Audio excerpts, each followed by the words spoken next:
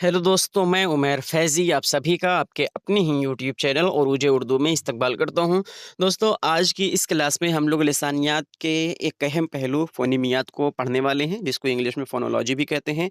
Class को शुरू करने से पहले जो नए साथी जुड़े हुए हैं उनको बता दें कि यूजीसी ने डीआरएफ की उरूज उर्दू की जानिब से कंप्लीट मुकम्मल तैयारी कराई जा रही है। आप हमें सब्सक्राइब करके हमसे जुड़ सकते हैं और नोट्स के लिए आप 8604609069 पर आप 99 रुपया पे करके व्हाट्सएप ग्रुप में जॉइन हो सकते हैं। वहाँ पर सभी नोट्स आपको मुहैया करा दी गई हैं। और अगर आप व्हाट्सएप पर नहीं जुड़ना चाहते हैं, नोट्स नहीं लेना चाहते हैं, यूट्यूब पर ही आप क्लासेस को देख सकते हैं। तो चलिए क्लास को हम लोग शुरू करते हैं। सबसे पहले देख लेते हैं कि फ़ोनीमियात क्या होती है। फ़ोनीमियात लिसानियत की एक शाख है जिसमें ज़बान की आवाज़ों का मुताला किया जाता है। ये आवाज़ें किसी ज़बान में लफ्ज़ के मानी को मुतासिर करती हैं। फ़ोनीमियात की मदद से हम ये समझते हैं कि किस तरह मुख्तलिफ़ आवाज़ों को मिलाकर ज़बान में मुख्तलिफ़ लफ्ज़ और मानी बनाए जाते हैं। फ़ोनीमियात ज़बान के सौती जज़ों का तज्ज़िया करती है और इस बात का मुताला करती है कि एक ज़बान में कौन-सी आवाज़ें मानी की तब्दीली पैदा करने की सलाहियत रखती हैं। अब कुल मिलाकर देख लेते हैं कि फ़ोनीमियात है क्या? फ़ोनीमियात मतलब ये होता है कि एक छोटा-सा पॉइंट, मतलब ये पूरी लाइन है, इसका एक छोटा-सा पॉइंट ऐसे। ये जो है ये फ़ोनीमियात है। पूरी आवाज़ों का जब हम लोग पार्ट में डिवाइड करेंगे तो एक जो पार्ट छोटा-सा पड़ेगा उसको हम लोग क्या कहते हैं? फ़ोनीम कहते हैं। फ़ोनीमियात यही है। फ़ोनीमियात मतलब होता है कंप्लीट और फ़ोनीम मतलब होता है एक उसका पार्ट। कंप्लीट को जब हम लोग तोड़ेंगे तो उसका एक जो पार्ट बचेगा उसी को हम लोग क्या कहेंगे? फ़ोनीम कहते हैं। उम्मीद है आपको समझ में आ गई होगी। अब जो आवाज़ें हैं, आवाज़ों के ज़रिए से हम लोग बात करते हैं। आवाज़ों को जब हम लोग छोटा-छोटा तोड़ेंगे, जैसे सभी आवाज़, जैसे इंग्लिश हो गई, हिंदी हो गई, हिंदी हो गई, उर्दू हो गया, कन्नड़ हो गया, मलयालम हो गया, सब के बारे में जब हम लोग तज्ज़िया करते हैं, तो उसको सौतियात बोलते हैं, फिर उसको फ़ोनीमियात नहीं बोलते। फ़ोनीमियात मतलब ये होता है किसी एक मख़सूस ज़बान, एक ख़ास ज़बान, जैसे उर्दू हो गया, अभी उर्दू के बारे में हम लोग पढ़ने की कोशिश कर रहे हैं। उर्दू के बारे में जब हम लोग मुताला करते हैं, तो उसको फ़ोनीमियात कहते हैं। उर्दू के बारे में जब हम लोग जानकारी इकट्ठा करते हैं, तो उसको फ़ोनीमियात कहते हैं। उर्दू के बारे में जब हम आवाज़ों के बारे में, मख़ारिज के बारे में जानकारी हासिल करने की कोशिश करते हैं, तो उसको फ़ोनीमियात कहते हैं। वहीं पर जब पूरी लैंग्वेज के बारे में जब हम लोग पढ़ेंगे, जितने दुनिया में लैंग्वेज है, तब उसको सौतियात कहते हैं। उम्मीद है आपको सौतियात और फ़ोनीमियात क्या है पता चल गया होगा। कुछ लोग फ़ोनीमियात और सौतियात को एक मानते हैं, जबकि ये गलत है। तो फ़ोनीमियत हमने क्या देखा कि लिसानियत की ये एक शाख है जिनमें का जिसमें ज़बान की आवाज़ों के फ़ोनीम का मुताला किया जाता है। ये आवाज़ें किसी ज़बान में लफ्ज़ के मानी को मुतासिर करती हैं। फ़ोनीमियत की मदद से हम ये समझते हैं कि किस तरह मुख्तलिफ़ आवाज़ों को मिलाकर ज़बान में मुख्तलिफ़ लफ्ज़ और मानी बनाए जाते हैं। अलग-अलग आवाज़ों को जोड़कर हम अलग-अलग मानी पैदा कर सकते हैं। फ़ोनीमियत ज़बान के सौती जज़ों का तस्ज़िया करती है और इस बात का मुताला करती है कि एक ज़बान से कौन-सी आवाज़ें मानी की तब्दीली पैदा करने की सलाहियत रखती हैं। अभी समझ में नहीं आ रहा होगा, देख लेते हैं कि आखिर है क्या? देखिए, फ़ोनीमियत की ऐसे तो किस्में होती नहीं हैं, लेकिन 2 किस्मों में इसको तक़सीम किया जा सकता है। कौन-कौन सी है? पहले की एक है अदायगी से मुताल्लिक़ फ़ोनीमियत, समाअती फ़ोनीमियत या इसको सौती फ़ोनीमियत भी बोलते हैं। और इसको अदायगी से मुताल्लिक़ फ़ोनीमियत जो होती है, इसको वज़ाहती फ़ोनीमियत भी बोलते हैं। वज़ाहती फ़ोनीमियत भी बोलते हैं और इसको सौती फ़ोनीमियत भी बोलते हैं। तो इसको 2 अदवार में तक़सीम किया जा सकता है। पहले नंबर पर है, ये वो शोबा है जिससे हम ज़बान की आवाज़ों के पैदा होने के अमल का तज्ज़िया करते हैं। इसमें ये जाँचा जाता है कि मुख्तलिफ़ आवाज़ें फ़ोनीम किस तरह आलय गुफ्तगू, ज़बान, होंठ, हलक वगैरह से निकलती हैं और इनकी साख़्त क्या है। वज़ाहत, वज़ाहत मतलब होता है किसी चीज़ को हम एक्सप्लेन कर रहे हैं या फिर किसी चीज़ को हम लोग अदा कर रहे हैं।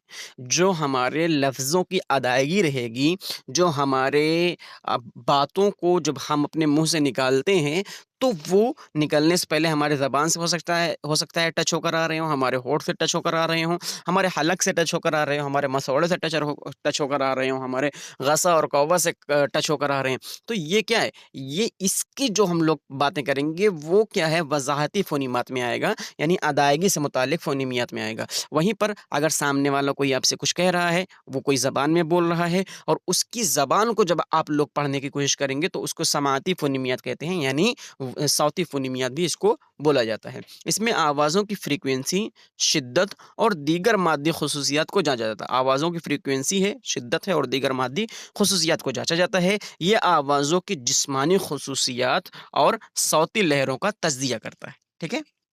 ये क्या करता है, ये कंप्लीट तज़्ज़िया करता है बोली गई बातों का, और ये जो बोली जा रही है वो किस तरीके से बोली जाएगी, ज़बान, होंठ, हलक वगैरह से जो निकल रही है उसके बारे में ये तज़्ज़िया करता है। तो अदायगी से मुताल्लिक फ़ोनीमियात और समाती फ़ोनीमियात दोनों में फ़र्क है। इसको 2 तरह से तक़सीम किया जा सकता है। उम्मीद है आपको फ़ोनीमियात और उसकी किस्में और फ़ोनीम समझ में आ गया होगा। फ़ोनीम आपको समझ में आ गया कि ये फ़ोनीम है ना? अभी फ़ोनीम को और अच्छी तरीके से देखते हैं। तो फ़ोनीमात में जिन आवाज़ों का मुताला किया जाता है, वो हर ज़बान में महदूद होती हैं और आम तौर से 15 और 50 के दरमियान होती हैं। फ़ोनीमियात में सबसे छोटी इकाई फ़ोनीम कहलाती है। जब सबसे छोटी इकाई कौन है? फ़ोनीम है। अब देख लेते हैं कि फ़ोनीम है क्या? फ़ोनीम का मानी क्या होता है? फ़ोनीम किसी ज़बान की अहम आवाज़ को कहते हैं। अहम के मानी ये हैं कि इसमें फ़ोनीम के होने या ना होने से माने में फ़र्क पड़ जाए। मिसाल के तौर पर उर्दू में एक लफ्ज़ है मीम अली ज़बर मा लाम साकिन, क्या हो जाएगा? माल हो जाएगा। मीम अली ज़बर मा लाम साकिन हो जाएगा, ये माल हो जाएगा। अब अगर इस लफ्ज़ के मीम आवाज़ को हटाकर लाम से बदल दे रहे हैं, क्या बोला जा रहा है? मीम आवाज़ को हटा दे रहे हैं यहाँ पर, मीम आवाज़ को हटा दे रहे हैं और क्या कर दे रहे हैं? लाम से इसको बदल दे रहे हैं। चलिए, लाम से इसको बदल दे रहे हैं। अब क्या होगा? अब ये इसको जब हम लोग पढ़ रहे हैं तो ये क्या होगा? ये हो गया हमारा लाल, लाम अली ज़बर ब ला और लाम साकिन लाल हो जाएगा। तो इसमें बातें की जा रही हैं कि हम इसको बदल दें तो लफ्ज़ के मानी बदल जाते हैं, बिल्कुल बदल जाते हैं। पहले हमने क्या देखा था? मीम अलिफ ज़बर मः देखा था, मीम अलिफ ज़बर मः लाम साकिन देखा था। अब मीम को जब यहाँ से हमने हटा दिया और यहाँ पर हमने क्या लगा दिया? लाम लगा दिया तो लाल हो जाएगा। लाल मतलब होता है सुर्ख़, है ना? लाल, रेड। तो ये क्या हो जाएगा? पहले माल था, अभी लाल हो गया। इसका मतलब ये हुआ कि उसकी मानी बदल गई। दोनों की मानी एक तो नहीं हो सकते, दोनों के मानी बदल गए। इस तरह ये ज़ाहिर हुआ कि मीम और लाम 2 फ़ोनीम है। मीम और लाम 2 फ़ोनीम है, यानी 2 अलग-अलग फ़ोनीम है, 2 अलग-अलग आवाज़ें हैं, 2 अलग-अलग हर्फ़ हैं। इसको जब हम लोग एक-दूसरे से बदल देंगे तो वो क्या ले कहेगा? वो पूरे अल्फ़ाज़ की या पूरे लफ़्ज़ की या पूरे जुमले की भी मीनिंग बदल सकता है ना? जैसे हमने लाम और देख लिया, लाम को बदल कर। तो ये क्या हुआ? ये एक अल्फ़ाज़ था, एक अल्फ़ाज़ की मानी वो बदल दिया है। एक लफ़्ज़ की मानी वो बदल दिया है। अब इसका मतलब ये हुआ कि फ़ोनीम क्या होता है? फ़ोनीम मतलब ये होता है कि ऐसी छोटी इकाई जो अल्फ़ाज़ के दरमियान मौजूद हो और अगर उसको तब्दील कर दिया जाए, तो उसकी मानी बदल जाते हैं। उसी को फ़ोनीम कहते हैं और ये अल्फ़ाज़ की छोटी इकाई रहती है। यानी कोई भी लफ्ज़ है, उसकी एकदम छोटी इकाई जो रहेगी, एकदम बारीक इकाई रहेगी, उसको क्या बोलते हैं? उसी को फ़ोनीम कहते हैं। ठीक है? ये यानी इसकी जगह कोई ले नहीं सकता, अगर कोई लेगा तो फिर वो उसकी मानी बदल जाएगी, पूरे अल्फ़ाज़ की मानी वो बदल देगा। तो फ़ोनीम मतलब क्या होता है? एक छोटी इकाई है जो बहुत बारीक है और उसको जब हम लोग बदल देंगे, कोई एक आवाज़ है एक आवाज़ का पार्ट है, जब उसको बदल देंगे तो उसकी मानी पूरी तरीके से चेंज हो जाएँगे, तो उसी को फ़ोनीम कहते हैं। उम्मीद है आपको फ़ोनीम समझ में आ गया होगा और फ़ोनीमात क्या होती है उसको समझ लिए, फ़ोनीमात की कितनी किस्में होती हैं और कौन-सी किस्म में कौन-सी बातें कही जाती हैं, ये भी हो गया और फ़ोनीम को भी आपने समझ लिया है। अगर अभी तक आपने इससे पहले की क्लासेस नहीं देखी है तो चैनल पर विज़िट कीजिए, प्लेलिस्ट है नेट जेआरएफ की, आप वहाँ से कंप्लीट देख सकते हैं क्लासेस को। फ़ोनीम के तयन के लिए ऐसे अल्फ़ाज़ का तक़ाबुली जायज़ा लिया जाता है जिनमें आपस में सिर्फ़ एक आवाज़ का फ़र्क हो। ऐसे अल्फ़ाज़ को हम अक़ल्ली जोड़ा कहते हैं। अक़ल्ली जोड़ा मतलब क्या कहते हैं? अभी अक़ल्ली जोड़ा को हम लोग देखेंगे और फिर मुमासिल और तकमीली तक़सीम को भी देखने वाले हैं। तो फ़ोनीम की एक और तारीफ़ ये है कि एक फ़ोनीम आवाज़ों का ऐसा कुंबा या दर्जा है जिसके मेंबर सौती एतबार से एक से होते हैं, जो आपस में तकमीली तक़सीम में होते हैं और इन मेंबरों को इस फ़ोनीम के ज़ेली फ़ोनीम कहते हैं। यानी फ़ोनीम के अंदर भी कुछ मेंबर्स रहते हैं, ऐसा बताया गया है। अभी ये चीज़ आपको समझ में नहीं आई होगी, तो इससे आगे जो एक्सप्लेनेशन होगी उसमें ये वाली पार्ट आपको समझ में आ जाएगा। तो फ़ोनीम के तयन के लिए ऐसे अल्फ़ाज़ का तक़ाबुली जायज़ा लिया जाता है जिनसे आपस में सिर्फ़ एक आवाज़ का फ़र्क हो। अब इसका देख लेते हैं, इसको क्या कहते हैं? अक़ल्ली जोड़ा कहते हैं। अब अक़ल्ली जोड़ा क्या होता है? वो भी देखेंगे और दोनों चीज़ एक ही है, ठीक है? अक़ल्ली जोड़ा कहाँ गया? हुँ। तकमीली तक़सीम, अच्छा, ठीक है, अभी अक़ली जोड़ा को देख ले रहे हैं। तकमीली तक़सीम यहाँ पर दिया गया है। इस जो आपस में तकमीली तक़सीम में होते हैं, इसको देख लेते हैं, तो अभी ये वाला आपको समझ में आ जाएगा। तो तकमीली तक़सीम क्या होता है? तकमीली तक़सीम की इस्तिलाह का इस्तेमाल ज़ैली असवाद के अल्फ़ाज़ में ऐसी तक़सीम के लिए किया जाता है, जिसमें किसी एक मख़सूस जगह, पोज़ीशन पर ज़ैली असवाद का कोई मख़सूस मेंबर ही आ सकता है। यानी ये जगह अव्वल, अज़कर मेंबर ही के लिए मख़सूस और मुख़्तस है होती है। ज़ैली असवाद का कोई दूसरा मेंबर इस मख़सूस जगह को नहीं ले सकता। वज़ाहत के लिए ज़ैली असवाद के ज़म्न में दी गई मिसालों यानी मोर, मीम, वाव और रे। मोर, अब ये मोर लिखा हुआ है, MO उसके बाद R लिखा हुआ है, मोर, है ना? गोरा, गोरा, गाफ वाव रे अलिफ, गोरा लिखा हुआ है। और मोहरा, मोहरा लिखा हुआ है। ज़ाहिर है कि इन तीनों अल्फ़ाज़ में ओ मौजूद है, यानी मोर, गोरा, मोहरा, है ना? मोर, गोरा, मोहरा, ये तीनों अल्फ़ाज़ में ओ मौजूद है। बिल्कुल, मोर में ओ आ जाएगा, गोरा में ओ आ जाएगा, मोहरा में ओ आ जाएगा, वो मौजूद है। मगर पहले अल्फ़ाज़ में ओ तवील है। ओ यहाँ है मोर, हम लोग क्या पढ़ रहे हैं? मोर, गोरा नहीं पढ़ रहे हैं, मोहरा नहीं पढ़ रहे हैं, मोर पढ़ रहे हैं, गोरा और मोहरा, है ना? तो मोर जो खींच कर पढ़ रहे हैं, तवील है। दूसरे लफ्ज़ में गोरा में ओ इतना तवील नहीं है, जितना कि मोर में है। तो मोर, मोर, गोरा और मोहरा, है ना? तो मोर सबसे ज़्यादा तवील है। उसके बाद गोरा वाला उससे उतना तवील नहीं है, है ना? तीसरे लफ्ज़ मोहरा में अगर क्या हो जा रहा है? ख़फ़ीफ़ हो जा रहा है, यानी बहुत कम हो जा रहा है। वो काफ़ी ख़फ़ीफ़ हो जाता है और सौती तग़य्युरात की बुनियादी वजह वो माहौल है, जिनमें ये असवात इस्तेमाल होते हैं। लिहाज़ा इन मिसालों को बग़ौर देखने से अंदाज़ा होता है कि ओ की इन तीनों किस्मों को एक दूसरे के साथ अदल-बदल नहीं किया जा सकता। क्या यहाँ पर हम लोग अदल-बदल कर सकते हैं? जैसे मोर दिया हुआ है, गोरा कर सकते हैं? नहीं कर सकते। मोहरा मोहरा कर सकते हैं? नहीं कर सकते। क्यों? क्योंकि ये अपने आप में कंप्लीट हैं, है ना?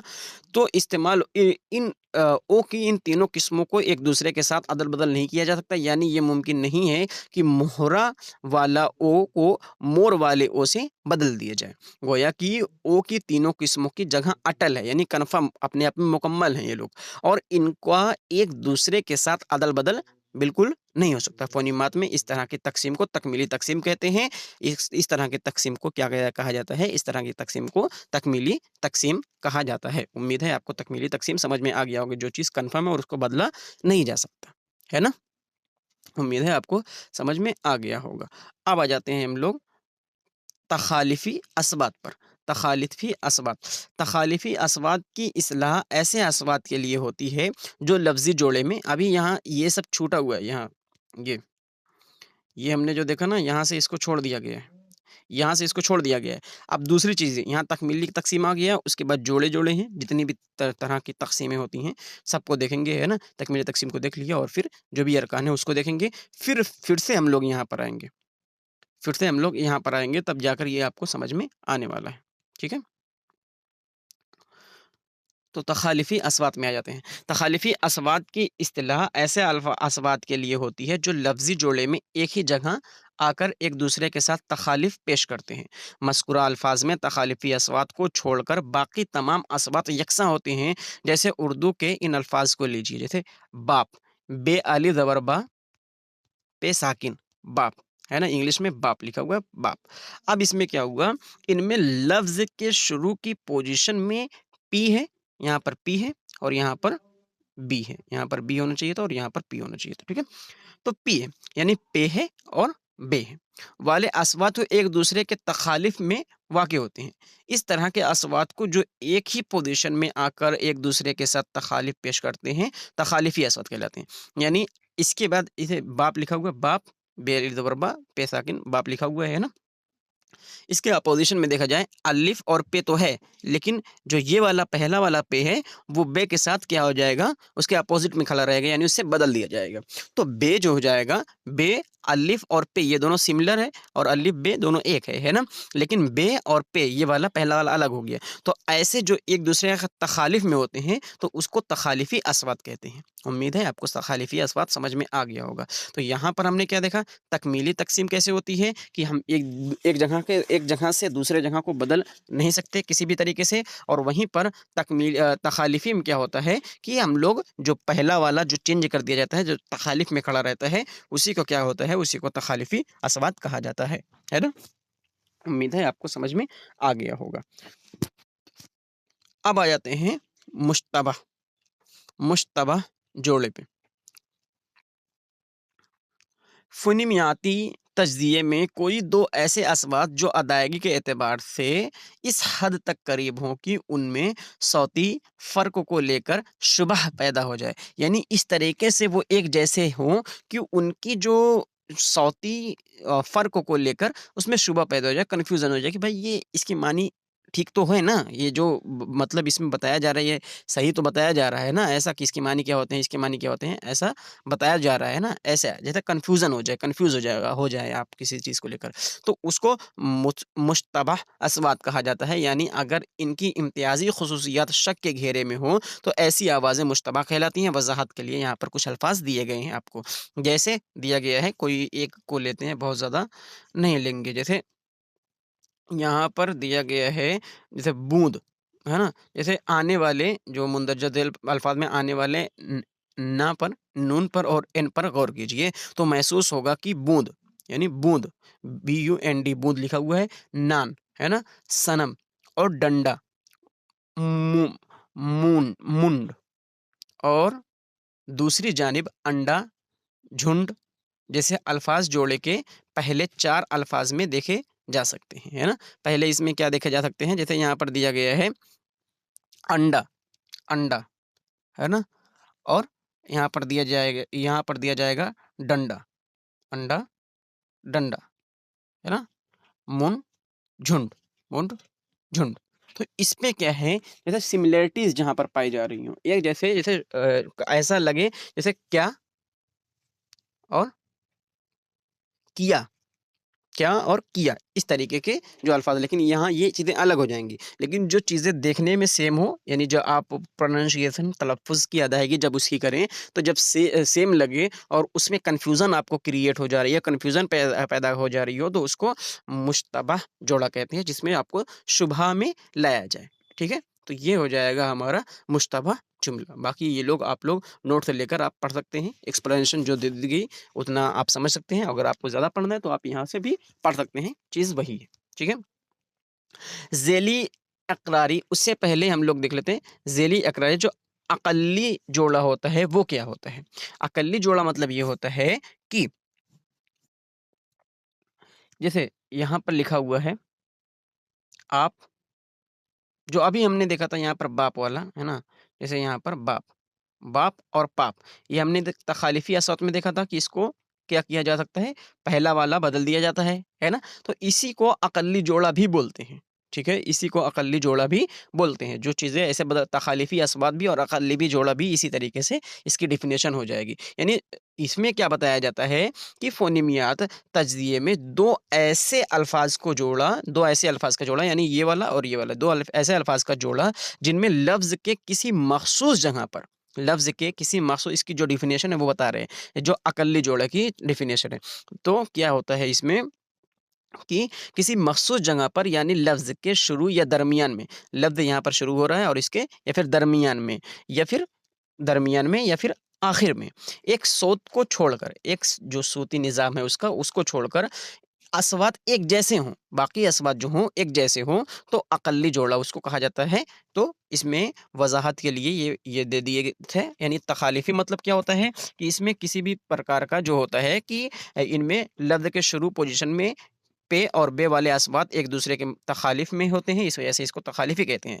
लेकिन जो अक़ल्ली होता है, अक़ल्ली में बीच में भी चेंजेस हो सकते हैं और लास्ट में भी चेंजेस, यानी बे अलिद और बा, जैसे यहाँ पर लिखे हैं, जैसे बाप है, बाप ये क्या हो जाएगा, बाप और पाप। बाप और पाप, ये किसकी डेफिनेशन हो जाएगी, ये किसकी एग्जांपल हो जाएगी, तो ये तखालिफी अस्वात की। अगर यहीं पर हम लोग कर दे रहे हैं बाप, बाप और बात, तो ये क्या हो जाएगा, यहाँ पर पहला वाला चेंजेस नहीं है, पहले वाले चेंजेस नहीं हुए, तो पहले वाले चेंजेस नहीं हुए तो तखालिफी अस्बात नहीं होगा। तो ये बात जो हो जाएगा वो अकल्ली जोड़ा में आ जाएगा। उम्मीद है आपको समझ में आ गया होगा। तो हमने क्या देखा, एक बार ऐसे देख लेते हैं कि हमने देखा बाप, बाप के साथ हमने क्या देखा, बाप के साथ हमने क्या देखा, पाप देखा, राइट, पाप देखा, ठीक है। अब ये हमने इसको क्या देखा है, इसको तखालिफी अस्वात में इसका एग्जाम्पल देखा, जबकि ये क्या हो जाएगा, अकल्ली जोड़े में भी आ जाएगा। लेकिन अकल्ली जोड़े के लिए आपको एक नया एग्जाम्पल दे रहे हैं। जैसे ये बाप है, बाप, बाप के साथ पे अलिदौरपा और पे अलिदौरपा और सीन लगा दें, पास। तो ये पे अलिदौरपा और ये पे अलिदौरपा क्या मिल जा रहा है, ये हो जा रहा है अकल्ली जोड़ा। यानी इसके लास्ट में भी हो सकता है, इसके बीच में भी चेंजेस हो सकते हैं, इसके पहले भी चेंजेस हो सकते हैं, लेकिन जो हमारा तखालिफी है उसमें सिर्फ पहले वाले में बात की जा रही है। उम्मीद है आपको समझ में आ गया होगा। आ जाते हैं ये शक वाला शुबहा वाला आप पढ़ लिए हैं, इसको भी आपने समझ लिया। अब ज़ेली अकल्ली जोड़ा, यानी ज़ेली अकल्ली जोड़ा एक है, उसके अंडर की बातें की जा रही है, ज़ेली अकल्ली जोड़ा। फ़ोनेमियाती तज्ज़िया में दो ऐसे अल्फ़ाज़ जिनमें किसी भी लफ्ज़ की किसी मख़सूस जगह पर, यानी लफ्ज़ के शुरू, दरमियान या आखिर में दो अस्वात को छोड़कर बाकी अस्वात एक जैसे हों। बाकी अस्वात क्या हों, एक जैसे हों, जो अभी-अभी आपको बताए थे, जैसे तमीज़ हो गया और दबीज़ हो गया। अब इसमें क्या बताया जा रहा है, इसमें एक अस्वात को छोड़कर अकल्ली जोड़ा में क्या बताया गया था? अकल्ली जोड़ा में एक अस्वात बताया गया था, और यहाँ पर दो अस्वात को छोड़कर बाकी अस्वात एक जैसे हों। दो अस्वात को छोड़कर बाकी अस्वात एक जैसे हों। जैसे यहाँ पर दिया गया है तमीज़ और दबीज़। अभी यहाँ पर ये और ज़े, ये दोनों दो अस्वात हैं, और दो अस्वात यानी दो अस्वात हैं, और दो अस्वात को छोड़ दिए हैं हम लोग, और ते को बदल दिए हैं और मीम को बदल दिए हैं। यहाँ पर कर दिए हैं, दाल कर दिए हैं और बे कर दिए हैं। अगर यहीं पर एक सिर्फ बदलते तो फिर ये तखालिफ में आ जाएगा, अगर पहले वाले में आ जाएगा, और अगर लास्ट में या फिर बीच में या दरमियान किसी भी तरीके से बदलते तो अकल्ली जोड़ा में आ जाता। लेकिन यहाँ पर दो अस्वात को छोड़ा गया है, तो ये ज़ेली अकल्ली जोड़े में आ जाएगा। उम्मीद है आपको ये चीज़ें समझ में आ गई होंगी, है ना? अगर नहीं समझ में आई है तो 8604609069 आप इस नंबर पर मैसेज कर सकते हैं, आपको डाउट्स क्लियर कर दिया जाएगा, ठीक है। अब मिलते-जुलते माहौल देख लेते हैं। मिलते-जुलते माहौल ये भी एक है ना? इसकी अरकान में आ जाएगा। ज़ेली अकल्ली जोड़ा को भी हमने देख लिया है। अब उसके बाद हम लोग आ जाते हैं मिलते-जुलते माहौल, यानी सब लाइन से करते आ रहे हैं। उसके बाद फिर से फ़ोनीमात की तरफ चलेंगे कि ये जो हम लोग पढ़ रहे हैं, ये सब पढ़ क्या रहे हैं और क्या फ़ायदा होगा इससे पढ़ने से, है ना? तो 2 मुश्तबह अस्वात अल्फ़ाज़ के किसी जोड़े में एक ही पोज़ीशन लफ्ज़ के शुरू या दरमियान, यानी एक ही साथ लफ्ज़ के शुरू में हो या फिर दरमियाने में हो या फिर आखिर में हो, एक दूसरे के तखालिफ में एक इस तरह वाक़ हों कि इन अल्फ़ाज़ में सिर्फ़ एक ही सौत का फ़र्क हो, बाकी अस्वात यकसा हों, है ना? एक साथ हों और एक ही सौत का फ़र्क हो, बाकी अस्वात यकसा हों, तो वक़ू अस्वात का ऐसा माहौल हूबहू माहौल कहलाता है, यानी मिलते-जुलते हूबहू माहौल कहलाता है।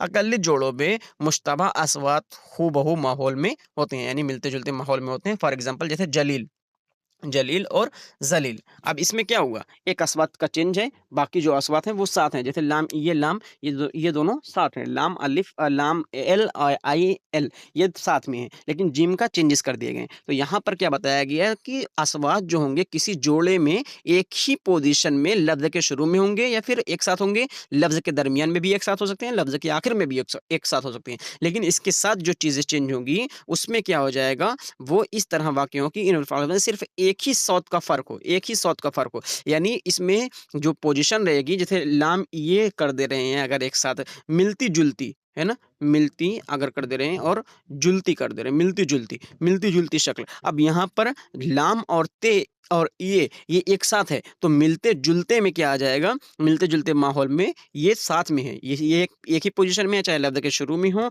चाहे लफ्ज़ के शुरू में हो, चाहे लफ्ज़ के दरमियान में हो, चाहे लफ्ज़ के आखिर में हो, लेकिन एक साथ रहेंगे, जहाँ रहेंगे एक साथ रहेंगे। और इसके साथ सिर्फ़ एक ही चीज़ हो चेंज होगी, जहाँ पर यहाँ पर मीम चेंज हुआ है और यहाँ पर जीम चेंज हुआ है ना? तो एक ही सिर्फ़ सौत चेंज होगी, बाकी जो रहेगी वो एक साथ रहेंगे, एक चाहे शुरू में रहेंगे, चाहे दरमियान में रहेंगे, चाहे आखिर में रहेंगे और वो अपना मानी अलग बना देंगे। ठीक है? उम्मीद है आपको मिलते-जुलते माहौल के बारे में भी समझ में आ गया होगा। अगर आप ये सब चीज़ें डीपली डीपली ये तो पढ़ा ही रहे हैं, अगर आप अपने से खुद से ये सब पढ़ना चाहते हैं, क्योंकि अगर ये सब पढ़ाएँगे मानी वही निकलेगा और फिर आपका टाइम खामख़ा ख़राब होगा। इस वजह से ये सब नहीं पढ़ा रहे, आप पढ़ लीजिएगा नोट्स लेकर। उसके बाद मुमासिल या फिर स्क्रीनशॉट ले लीजिए अगर नोट्स नहीं लेना चाहते। ₹99 वो नोट्स के लिए लग रहा है और 6-7 महीना जो भी जेआरएफ की क्लासेस चलेंगी, कंप्लीट सिलेबस आपका कवर कराया जाएगा, ठीक है? उसकी नोट्स आपको मुहैया कराई जाएगी। उसके बाद मुमासिल माहौल क्या होता है? 2 मुश्तबा अस्वात अल्फाज़ के किसी जोड़े में एक ही जगह लफ्ज़ के शुरू, दरमियानी या आखिर में एक दूसरे के तखालिफ में हों। 2 मुश्तबा अस्वात 2 मुश्तबा अस्वात लफ्ज़ के मुश्तबा यानी वही होता है जिसको शुबहा में डालने वाला है ना?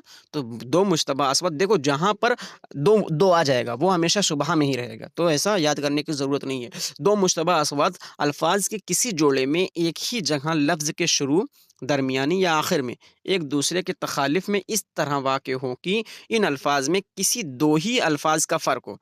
अभी यहाँ पर देखिए, मिलते-जुलते अल्फ़ाज़ में किसी एक ही अल्फ़ाज़ का फ़र्क हो, यहाँ पर 2 ही अल्फ़ाज़ का फ़र्क हो और बाकी अस्वात यकसा हों और बाकी अस्वात यकसा हों। समझ आ रहा है? मिलते-जुलते में सिर्फ़ 1 का फ़र्क हो और यहाँ पर मुमासिल में 2 का फ़र्क हो। बहुत बारीक बीनी है इसमें, बहुत ज़्यादा बारीकी से आपको पढ़ना पड़ेगा, याद रखिए कि और बाकी अस्वात यकसा हों, तो अस्वात के वक़ूअ का ऐसा माहौल मुमासिल माहौल कहलाता है। अल्फ़ाज़ अक़ल्ली जोड़ों में मुश्तबा अस्वात हो, हूबहू माहौल में होते हैं, यानी पहला वाला, है ना? अब यहाँ पर महसूल और महफ़ूज़ महज़ूज़ हाँ, महसूल और महज़ूज़। अब यहाँ पर क्या हो रहा है कि 2 मुश्तबा अस्वात 2 मुश्तबा अस्वात मीम और हे, है ना? ये क्या हो जा रहा है, ये एकसा हो जा रहे हैं, तो 2 ही अल्फ़ाज़ का फ़र्क हो और बाकी अस्वात यकसा हों, है ना? बाकी अस्वात क्या हों, जैसे एक ये एकसा ज़ो और 2 फ़र्क पड़ रहा है और स्वाद और लाम फ़र्क पड़ रहा है। बाकी यकसा जो बाकी सब यकसा ही हैं, यानी महफ़ूज़ हो गया और महज़ूज़ हो गया और महसूल हो गया, तो ये दोनों यकसा हैं। 3 इसमें क्या हो जाएँगे, 2 अस्वाद एक मुश्तबा हैं, जिसमें जैसे मीम और है हो गया और एक ही जगह लफ्ज़ के शुरू और दरमियानी आखिर में आ रहे हैं और इस तरह वाक़े कि इन अल्फ़ाज़ में सिर्फ़ 2 ही अल्फ़ाज़ का फ़र्क हो, यानी स्वाद का फ़र्क और 2 का फ़र्क इसमें है और बाकी अस्वात यकसा हों, तो अस्वात के वक़्फ़ का ऐसा माहौल मुमासिल माहौल कहलाता है। उम्मीद है आपको ये भी समझ में आ गया होगा। ठीक है? ये सब आप पढ़ सकते हैं। उसके बाद बाहमी अखराजी माहौल क्या होता है, तकमीली तक़सीम के हवाले से इस बात की वज़ाहत हो चुकी है कि अल्फ़ाज़ में सौती एतबार से मिलती-जुलती अस्वात के हर मेंबर की जगह मख़सूस मुख़्तस होती है। दीगर अल्फ़ाज़ में ये कहा जा सकता है कि हर एक ज़ेली सौत की जगह अटल होती है, जो अभी-अभी जो आपको समझ में नहीं आ रहा था यहाँ पर, अब उम्मीद है आपको समझ में आ गया होगा कि ये है क्या, है ना? तो क्या होती है कि हुँ, अटल होती है, यानी एक ज़ेली सौत की जगह अस्वात में और अस्वात के वक़ूअ का ये माहौल बाहमी अखराजी माहौल कहलाता है। इस बात का मज़ीद वज़ाहत के लिए उर्दू के चंद अल्फ़ाज़ यहाँ पर दिए गए हैं। फ़ॉर एग्ज़ाम्पल अंदाज़, धंधा, गंदा। अब ये क्या है? ये हमको ये बता रहा है कि जैसे अलिफ़ अलिफ़ आ रहा है, ये क्या है? ये हमारा बाहमी अखराजी माहौल है, यानी बाहर की तरफ हमारा आ रहा है ना? तो दीगर अल्फ़ाज़ में ये कहा जा सकता है कि हर एक ज़ेली सौत की जगह अटल होती है। यहाँ पर अलिफ़ की जगह अलग है, गंद नहीं कह सकते, धंध नहीं कह सकते, अंद नहीं कह सकते, है ना? ये क्या है? सबकी अपनी जगह अटल होती है, यानी एक ज़ेली सौत की जगह अस्वात में अस्वात के वक़ूअ का ये माहौल बाहमी अखराजी माहौल कहलाता है। उम्मीद है आपको ये भी समझ में आ गया होगा। दूसरी तरफ इन अल्फ़ाज़ पर भी गौर कीजिए, जैसे ठंडा, ठुंडा, चंडाल से पहले नू आता है। पहले ज़मरे में तीनों अल्फ़ाज़ की सौती तज्ज़िये से ये पता का आना ज़रूरी होता है, यानी एन का आना ज़रूरी होता है। इस तरह दूसरे ज़मरे सेट के तीनों अल्फ़ाज़ के तज्ज़िये से मालूम होता है कि डी से पहले नू का आना यानी एन का आना ज़रूरी है। नू और एन का मज़कूरा अल्फ़ाज़ में अदल-बदल नहीं किया जा सकता, लिहाज़ा एन और बाहमी अखराजी अस्वात हैं। इन अस्वात की वक़ूअ के माहौल को बहामी अखराजी माहौल कहा जा सकता है।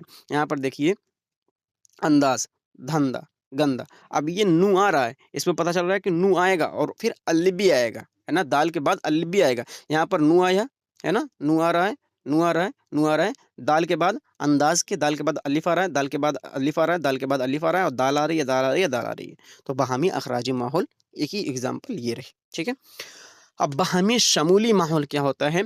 सौतियाती एतबार से अल्फाज में असवात की जहाँ मखसूस मुतय्यन होती है, मगर कभी कभी मुश्तबा असवात किसी लफ्ज़ में एक दूसरे के साथ अदल बदल हो सकते हैं। दीगर अल्फाज में ये कहा जा सकता है कि कभी कभी एक सौत की जगह दूसरे सौत ले सकती है। असवात के वक़ू से मुताल्लिक जब ऐसी सूरत हाल हो तो उन्हें बहमी शमूली असवात कहा जाता है। वजाहत के लिए लफ्ज़ ज़ाहिर को लीजिए। ये कहा जा सकता है कि इस लफ्ज़ के तलफ़्फ़ुज़ राइज हैं, यानी ज़ाहिर हो गया और ज़हर हो गया। ज़ाहिर है कि इस लफ्ज़ में 2 असबात हैं, यानी ज़ाहिर और ज़हर में 2 असबात बताए जा रहे हैं। ए और ए और आई। अब ये क्या है कि जैसे ज़ाहिर यहाँ पर ए आ गया, ये वाला ज़हर हो गया और ज़ाहिर आई हो गया, है ना? आपस में एक दूसरे के साथ अदल-बदल हो सकते हैं। जैसे हम लिखे पहले यहाँ पर, अभी ऐसा नहीं समझ में, जैसे यहाँ पर लिख दिए ZAHIR, ये क्या लिखा? ये क्या लिखा गया? ये लिखा गया ज़ाहिर। यहीं पर लिख दे रहे हैं ZAHAR, क्या लिखा हुआ है? ज़हर, है ना?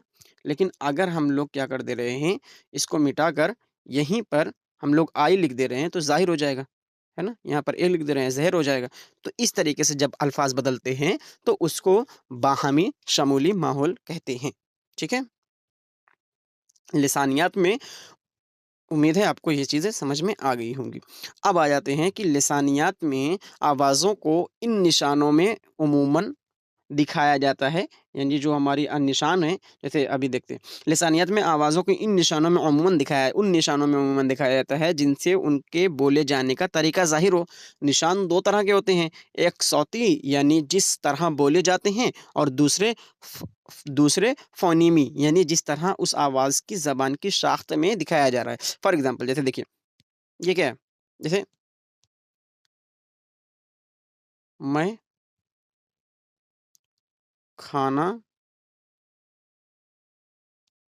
1 मिनट, हुँ,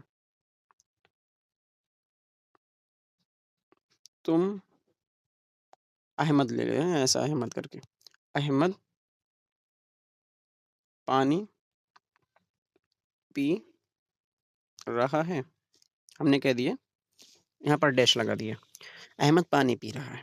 ठीक है, सिंपल बात।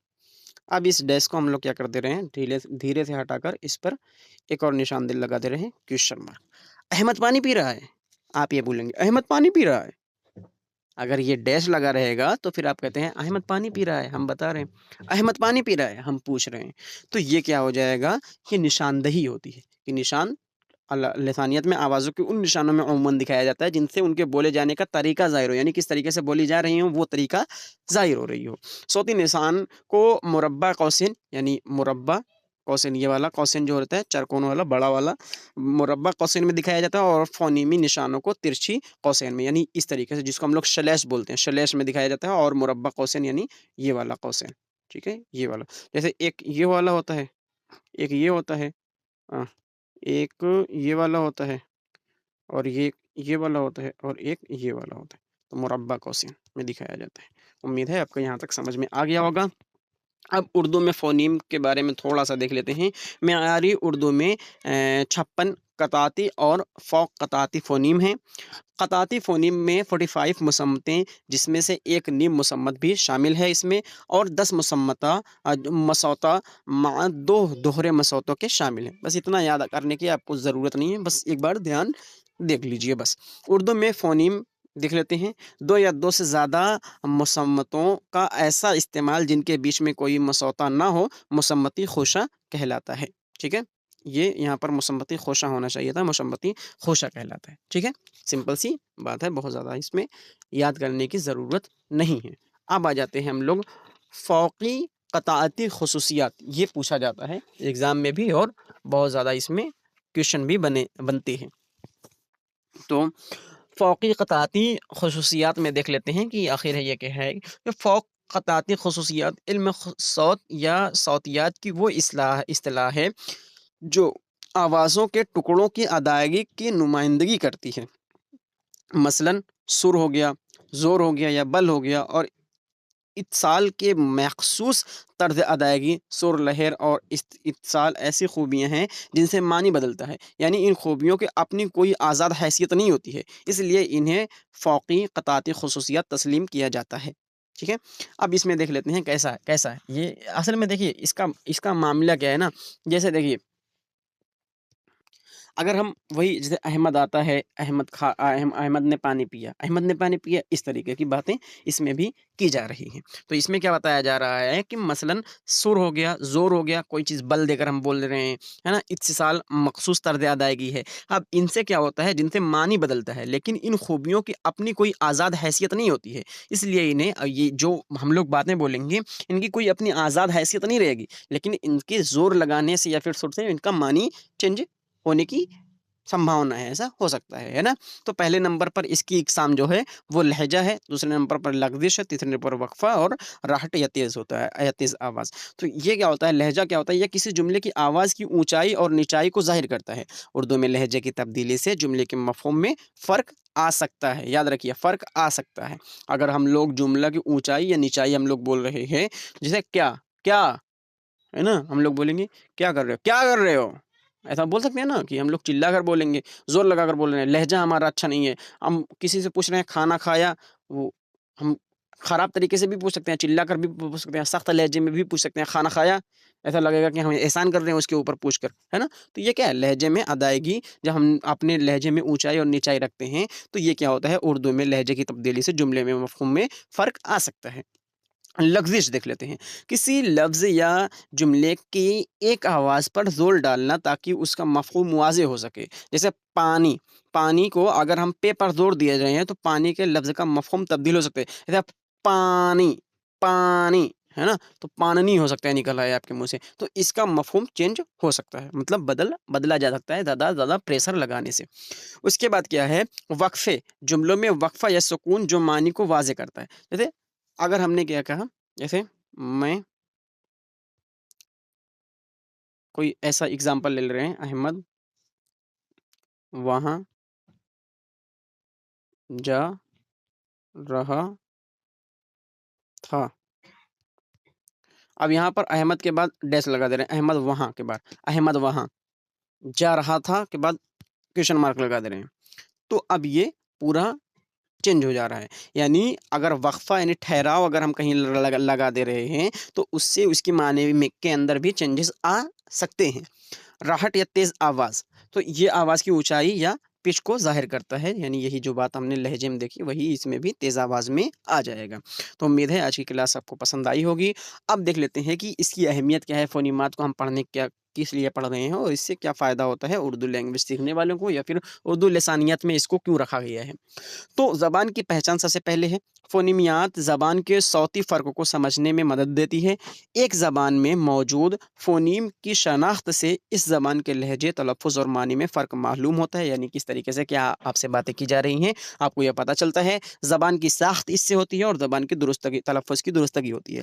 मुख्तलिफ़ ज़बानों में इस्तेमाल होने वाले फ़ोनीम का मुवाज़ना करके ज़बानों की साख्त की तफ़सीली हासिल की जा सकती है और उसके बाद तलफ़्फ़ुज़ की अदायगी क्या है, फ़ोनीमात की मदद से हम जुमलों के दुरुस्त तलफ़्फ़ुज़ की निशानदेही करते हैं, जो ख़ास तौर पर ज़बान सीखने वाले अफ़राद के लिए अहम होता है। यानी तलफ़्फ़ुज़ की अदायगी होती है, फ़ोनीमात की जानकारी से ज़बान की साख़्त होती है, यानी उसकी कह सकते हो कि उस पर पकड़ होती है हमारी और ज़बान की पहचान होती है। हमको कोई किस तरीके से बात हमसे कर रहा है, अगर हम लोग उसके बारे में, अपने ज़बान के बारे में जानेंगे नहीं, तो वो हमको कुछ भी बोलकर चला जाएगा और हमको पता नहीं चलेगा कि हम थैंक यू करके रह जाएँगे, है ना? तो ये थी हमारी कंप्लीट फ़ोनीमियात। फ़ोनीमियात इस तरीके से बहुत वैसे हमने सर्च किया कि बहुत कम लोगों ने फ़ोनेमियात को पढ़ाया है और इस तरीके से इतने एग्ज़ाम के साथ इतनी डीपली कोई नहीं पढ़ाया है। अगर आप नहीं आपको समझ में आया तो एक बार रिवाइज़ कीजिए क्लास को और फिर से देखिए, आपको समझ में आ जाएगा। दोबारा से देखिए, लिसानियात आपसे बार-बार कह रहे हैं कि लिसानियात एक ऐसा टॉपिक है जिसको एक बार में कोई समझ ही नहीं सकता, कम से कम वीडियो को 2-3 बार आपको देखना पड़ेगा तो समझ में आएगा। इस तरह फ़ोनेमियात ज़बान की वो आबियाब है जो किसी ज़बान के सौती पहलू को बेहतर तौर पर समझने में मदद देती है और ये ज़बानों के मुवाज़ना, साख़्त और इस्तेमाल में अहमियत रखती है। फैज़ी सर उरूज उर्दू यूट्यूब चैनल की जानिब से। अब एक चीज़ और सुनकर जाइए कि आज की क्लास को तो यहीं पर ख़त्म हुई। क्लास कैसी लगी ज़रूर बताइएगा। सोशल मीडिया हैंडल्स उरूज उर्दू यूट्यूब चैनल का है, आप इसे सब्सक्राइब कर लीजिए। चैनल का नेम है उरूज उर्दू और टेलीग्राम का नाम है उरूज उर्दू। आप सर्च करके भी जॉइन हो सकते हैं। उमैर फैज़ी 07 के नाम से इंस्टाग्राम आईडी है, ट्विटर है उमैर फैज़ी 07 के नाम से और इंस्टाग्राम वो व्हाट्सएप जो है 8604609069 है। आप यहाँ पर भी हमें मैसेज करके आप ग्रुप में जॉइन हो सकते हैं और कंप्लीट नोट्स हासिल कर सकते हैं। अगर आप अभी जॉइन हो रहे हैं, ये क्लास 10 चल रहा है, इससे पहले की जो भी क्लासेस हुई हैं, सबकी नोट्स आपको दे दी जाएगी और क्लास कैसी लगी ज़रूर बताइएगा। और नोट्स के लिए आप जान ही रहे हैं आपको कहाँ जाना है, व्हाट्सएप ग्रुप पर 8604609069 नंबर है। लाइक, शेयर, सब्सक्राइब कर दीजिएगा और कोई जानकारी चाहिए तो आप इस नंबर पर भी मैसेज कर सकते हैं, आपको आपकी जानकारी दे दी जाएगी। फिर मिलते हैं किसी अगली क्लास में। शाद रहिए, आबाद रहिए, खुश रहिए, ज़िंदाबाद रहिए। खुदा हाफ़िज़।